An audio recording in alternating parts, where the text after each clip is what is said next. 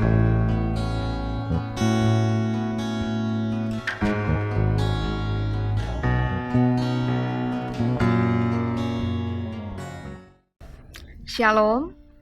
saudaraku yang dikasihi Tuhan, kita berada di hari ke-31 dalam gerakan membaca Alkitab. Sebelum kita membaca Alkitab, mari kita berdoa. Terima kasih ya Tuhan, Engkau menuntun menyertai kehidupan kami. Hari ini kami ada di hari ke-31 dalam gerakan membaca Alkitab. Tuntunlah kami dengan kuasa Roh Kudus ketika kami akan membaca Alkitab di hari ini. Dalam nama Tuhan Yesus kami berdoa. Amin. Saudara, mari kita membaca bagian Alkitab di hari ke-31 dalam kitab Imamat pasal 1 sampai pasal 4. Demikian bunyi firman Tuhan. Tuhan memanggil Musa dan berfirman kepadanya dari dalam kemah pertemuan. Berbicaralah kepada orang Israel dan katakan kepada mereka, apabila seseorang di antaramu hendak mempersembahkan persembahan kepada Tuhan, haruslah persembahanmu yang kamu persembahkan itu dari ternak, yakni dari lembu sapi atau dari kambing domba. Jikalau persembahannya merupakan korban bakaran dari lembu, haruslah ia mempersembahkan seekor jantan yang tidak bercela. Ia harus membawanya ke pintu kemah pertemuan, supaya Tuhan berkenan akan dia. Lalu ia harus meletakkan tangannya ke atas kepala korban bakaran itu, sehingga baginya persembahan itu diperkenan untuk mengadakan pendamaian baginya. Kemudian haruslah ia menyembelih lembu itu di hadapan Tuhan, dan anak-anak Harun, imam-imam itu, harus mempersembahkan darah lembu itu dan menyiramkannya pada sekeliling mezbah yang ada di depan pintu kemah pertemuan. Kemudian haruslah ia menguliti korban bakaran itu dan memotong-motongnya menurut bagian-bagian tertentu. Anak-anak Imam Harun haruslah menaruh api di atas mezbah dan menyusun kayu di atas api itu. Dan mereka harus mengatur potongan-potongan korban itu dan kepala serta lemaknya di atas kayu yang sedang menyala di atas mezbah. Tetapi isi perutnya dan betisnya haruslah dibasuh dengan air, dan seluruhnya itu harus dibakar oleh imam di atas mezbah sebagai korban bakaran, sebagai korban api-apian yang baunya menyenangkan bagi Tuhan. Jikalau persembahannya untuk korban bakaran adalah dari kambing domba, baik dari domba maupun dari kambing, haruslah ia mempersembahkan seekor jantan yang tidak bercela. Haruslah ia menyembelihnya pada sisi mezbah sebelah utara di hadapan Tuhan, lalu haruslah anak-anak Harun, imam-imam itu, menyiramkan darahnya pada mezbah sekelilingnya. Kemudian haruslah ia memotong-motongnya menurut bagian-bagian tertentu, dan bersama-sama kepalanya dan lemaknya diaturlah semuanya itu oleh imam di atas kayu yang sedang menyala di atas mezbah. Isi perut dan betisnya haruslah dibasuhnya dengan air, dan seluruhnya itu haruslah dipersembahkan oleh imam dan dibakar di atas mezbah. Itulah korban bakaran, suatu korban api-apian yang baunya menyenangkan bagi Tuhan. Jikalau persembahannya kepada Tuhan berupa korban bakaran dari burung, haruslah ia mempersembahkan korbannya itu dari burung tekukur atau dari anak burung merpati. Imam harus membawanya ke mezbah, lalu memulas kepalanya dan membakarnya di atas mezbah. Darahnya harus ditekan keluar pada dinding mezbah.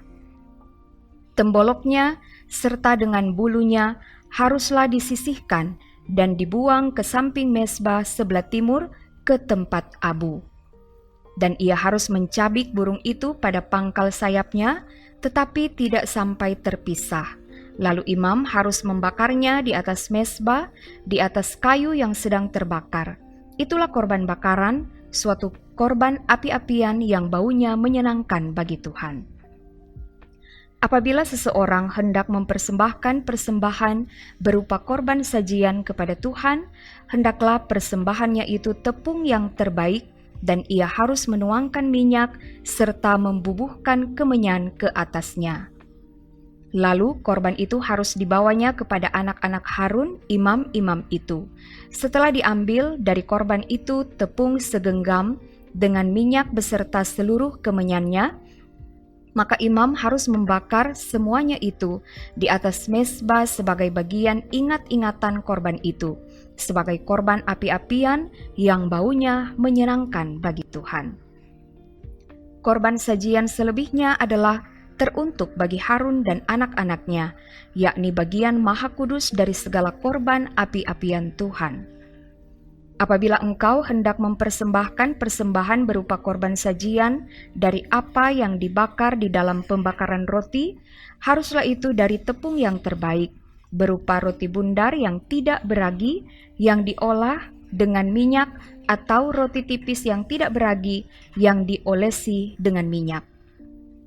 Jikalau persembahanmu merupakan korban sajian dari yang dipanggang di atas panggangan, haruslah itu dari tepung yang terbaik, diolah dengan minyak berupa roti yang tidak beragi. Korban itu harus dipotong-potong, lalu kau tuangkanlah minyak ke atasnya, itulah korban sajian. Jikalau persembahanmu merupakan korban sajian dari yang dimasak di dalam wajan, haruslah itu diolah dari tepung yang terbaik bersama-sama minyak. Maka korban sajian yang diolah menurut salah satu cara itu, haruslah kau persembahkan kepada Tuhan, yakni harus disampaikan kepada imam yang membawanya ke mezbah. Kemudian imam harus mengkhususkan dari korban sajian itu bagian ingat-ingatannya, lalu membakarnya di atas mezbah sebagai korban api-apian yang baunya menyenangkan bagi Tuhan.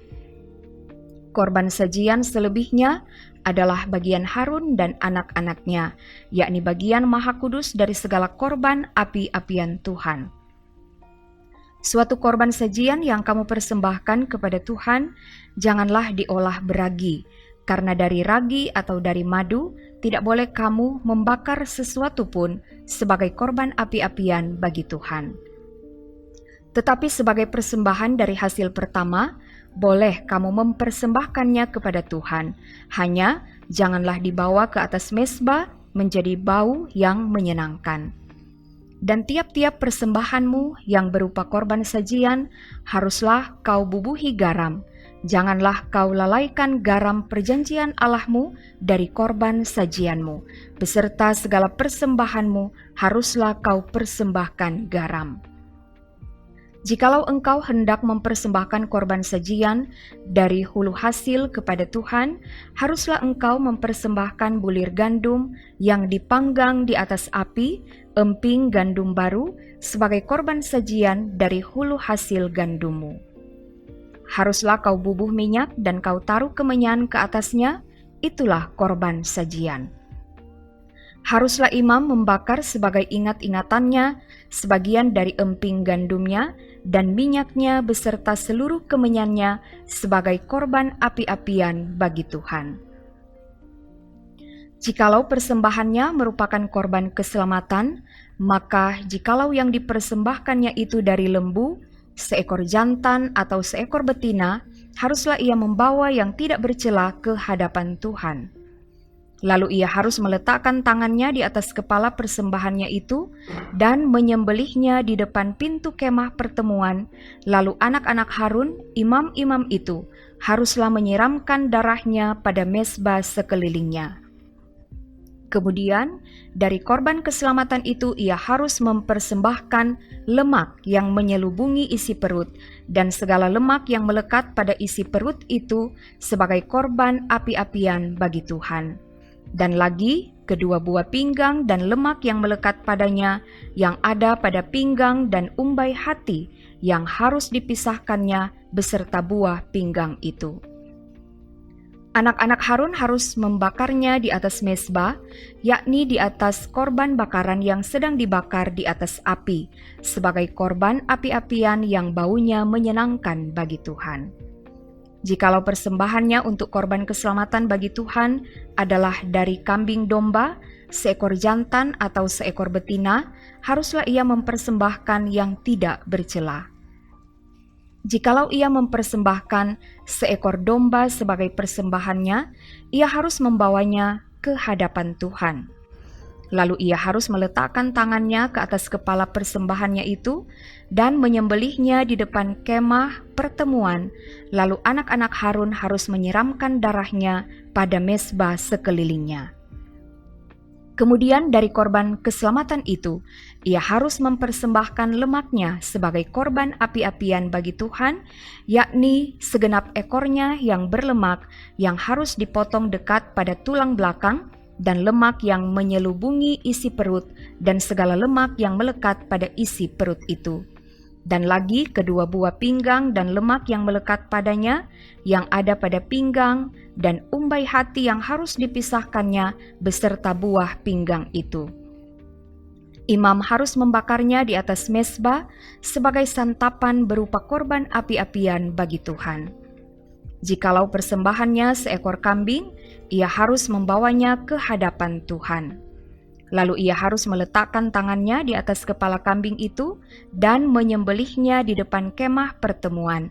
Lalu anak-anak Harun harus menyiramkan darahnya pada mezbah sekelilingnya.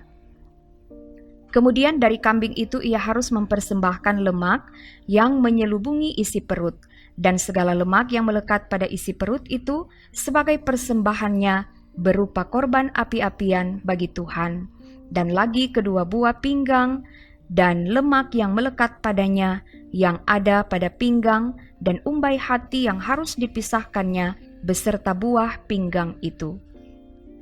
Imam harus membakar semuanya itu di atas mezbah sebagai santapan berupa korban api-apian menjadi bau yang menyenangkan. Segala lemak adalah kepunyaan Tuhan. Inilah suatu ketetapan untuk selamanya bagi kamu turun-temurun di segala tempat kediamanmu. Janganlah sekali-kali kamu makan lemak dan darah. Tuhan berfirman kepada Musa, "Katakanlah kepada orang Israel, apabila seseorang tidak dengan sengaja berbuat dosa dalam sesuatu hal yang dilarang Tuhan, dan ia memang melakukan salah satu daripadanya, maka jikalau yang berbuat dosa itu imam yang diurapi, sehingga bangsanya turut bersalah, haruslah ia mempersembahkan kepada Tuhan karena dosa yang telah diperbuatnya itu seekor lembu jantan muda yang tidak bercela sebagai korban penghapus dosa. Ia harus membawa lembu itu ke pintu kemah pertemuan ke hadapan Tuhan, lalu ia harus meletakkan tangannya ke atas kepala lembu itu dan menyembelih lembu itu di hadapan Tuhan. Imam yang diurapi itu harus mengambil sebagian dari darah lembu itu, lalu membawanya ke dalam kemah pertemuan. Imam harus mencelupkan jarinya ke dalam darah itu dan memercikkan sedikit dari darah itu 7 kali di hadapan Tuhan di depan tabir penyekat tempat kudus. Kemudian imam itu harus membubuh sedikit dari darah itu pada tanduk-tanduk mezbah pembakaran ukupan dari wangi-wangian yang ada di hadapan Tuhan di dalam kemah pertemuan, dan semua darah selebihnya harus dicurahkannya kepada bagian bawah mezbah korban bakaran yang di depan pintu kemah pertemuan. Segala lemak lembu jantan korban penghapus dosa itu harus dikhususkannya dari lembu itu, yakni lemak yang menyelubungi isi perut dan segala lemak yang melekat pada isi perut itu. Dan lagi kedua buah pinggang dan lemak yang melekat padanya yang ada pada pinggang, dan umbai hati yang harus dipisahkannya beserta buah pinggang itu. Sama seperti yang dikhususkan dari lembu korban keselamatan, imam harus membakar semuanya di atas mezbah korban bakaran. Adapun kulit lembu jantan itu dan segala dagingnya, beserta kepala dan betisnya dan isi perutnya dan kotorannya, jadi lembu jantan itu seluruhnya harus dibawanya keluar perkemahan ke suatu tempat yang tahir, ke tempat pembuangan abu, dan lembu itu harus dibakarnya sampai habis di atas kayu api di tempat pembuangan abu. Jikalau yang berbuat dosa dengan tak sengaja itu segenap umat Israel, dan jemaah tidak menyadarinya, sehingga mereka melakukan salah satu hal yang dilarang Tuhan dan mereka bersalah, Maka apabila dosa yang diperbuat mereka itu ketahuan, haruslah jemaah itu mempersembahkan seekor lembu jantan yang muda sebagai korban penghapus dosa. Lembu itu harus dibawa mereka ke depan kemah pertemuan. Lalu para tua-tua umat itu harus meletakkan tangan mereka di atas kepala lembu jantan itu di hadapan Tuhan, dan lembu itu harus disembelih di hadapan Tuhan. Imam yang diurapi harus membawa sebagian dari darah lembu itu ke dalam kemah pertemuan. Imam harus mencelupkan jarinya ke dalam darah itu dan memercikkannya 7 kali di hadapan Tuhan di depan tabir. Kemudian dari darah itu harus dibubuhnya sedikit pada tanduk-tanduk mezbah yang di hadapan Tuhan di dalam kemah pertemuan, dan semua darah selebihnya harus dicurahkannya kepada bagian bawah mezbah korban bakaran yang di depan pintu kemah pertemuan. Segala lemak harus dikhususkannya dari lembu itu dan dibakarnya di atas mezbah. Beginilah harus diperbuatnya dengan lembu jantan itu. Seperti yang diperbuatnya dengan lembu jantan korban penghapus dosa, demikianlah harus diperbuatnya dengan lembu itu. Dengan demikian, imam itu mengadakan pendamaian bagi mereka, sehingga mereka menerima pengampunan. Dan haruslah ia membawa lembu jantan itu keluar perkemahan, lalu membakarnya sampai habis, seperti ia membakar habis lembu jantan yang pertama. Itulah korban penghapus dosa untuk jemaah. Jikalau yang berbuat dosa itu seorang pemuka yang tidak dengan sengaja melakukan salah satu hal yang dilarang Tuhan Allahnya sehingga ia bersalah, maka jikalau dosa yang telah diperbuatnya itu diberitahukan kepadanya, haruslah ia membawa sebagai persembahannya seekor kambing jantan yang tidak bercela. Lalu haruslah ia meletakkan tangannya ke atas kepala kambing itu dan menyembelihnya di tempat yang biasa orang menyembelih korban bakaran di hadapan Tuhan. Itulah korban penghapus dosa. Kemudian haruslah imam mengambil dengan jarinya sedikit dari darah korban penghapus dosa itu, lalu membubuhnya pada tanduk-tanduk mezbah korban bakaran. Darah selebihnya haruslah dicurahkannya kepada bagian bawah mezbah korban bakaran. Tetapi segala lemak harus dibakarnya di atas mezbah, seperti juga lemak korban keselamatan. Dengan demikian, imam mengadakan pendamaian bagi orang itu karena dosanya, sehingga ia menerima pengampunan. Jikalau yang berbuat dosa dengan tak sengaja itu seorang dari rakyat jelata, dan ia melakukan salah satu hal yang dilarang Tuhan sehingga ia bersalah, maka jikalau dosa yang telah diperbuatnya itu diberitahukan kepadanya, haruslah ia membawa sebagai persembahannya karena dosa yang telah diperbuatnya itu seekor kambing betina yang tidak bercela. Lalu haruslah ia meletakkan tangannya ke atas kepala korban penghapus dosa dan menyembelih korban itu di tempat korban bakaran. Kemudian imam harus mengambil dengan jarinya sedikit dari darah korban itu, lalu membubuhnya pada tanduk-tanduk mezbah korban bakaran. Semua darah selebihnya haruslah dicurahkannya kepada bagian bawah mezbah. Tetapi segala lemak haruslah dipisahkannya, seperti juga lemak korban keselamatan dipisahkan, lalu haruslah dibakar oleh imam di atas mezbah menjadi bau yang menyenangkan bagi Tuhan. Dengan demikian, imam mengadakan pendamaian bagi orang itu sehingga ia menerima pengampunan. Jika ia membawa seekor domba sebagai persembahannya menjadi korban penghapus dosa, haruslah ia membawa seekor betina yang tidak bercela. Lalu haruslah ia meletakkan tangannya ke atas kepala korban penghapus dosa itu dan menyembelihnya menjadi korban penghapus dosa di tempat yang biasa orang menyembelih korban bakaran. Kemudian imam harus mengambil dengan jarinya sedikit dari darah korban penghapus dosa itu, lalu membubuhnya pada tanduk-tanduk mezbah korban bakaran. Semua darah selebihnya haruslah dicurahkannya kepada bagian bawah mezbah. Tetapi segala lemak haruslah dipisahkannya, seperti juga lemak domba, korban keselamatan dipisahkan, lalu imam harus membakar semuanya itu di atas mezbah, di atas segala korban api-apian Tuhan. Dengan demikian, imam mengadakan pendamaian bagi orang itu karena dosa yang telah diperbuatnya, sehingga ia menerima pengampunan. Demikian pembacaan Alkitab di hari ke-31. Terima kasih kepada saudara sekalian yang telah bersama-sama membaca Alkitab di hari ini. Tuhan Yesus memberkati. Shalom.